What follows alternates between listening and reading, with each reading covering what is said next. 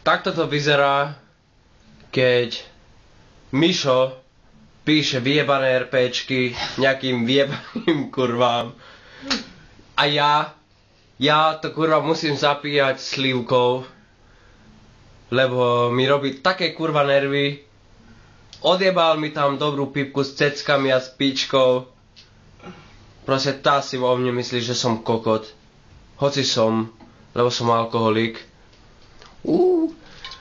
Ale z druhej strany chcem zdôrazniť, že alkohol je život a neobmedzujte alkohol, lebo je veľmi dôležitý pre váš vyjebaný skurvený život. Ďakujem a teraz si dám kolo za všetkých, ktorí toto skurvené video pozerajú. Tak preto želám príjemnú pohodu pri sledovaní tohto home video filmu a tak. A Mišo, skurvisyn. Koko, čo povieš, že vraj vyjebali do piči. Dobre, tak som to nemyslel, buzerant. Myslel. Žartujem, toto je video, home video. Home video.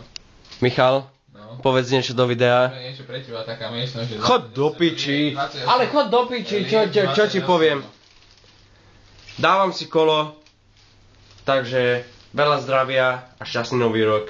Jaj, však už je po Silvestri. Tak, veselé Vianoce, piči. Všetko najlepšie, veľa zdravia, šťastia, plno sexu.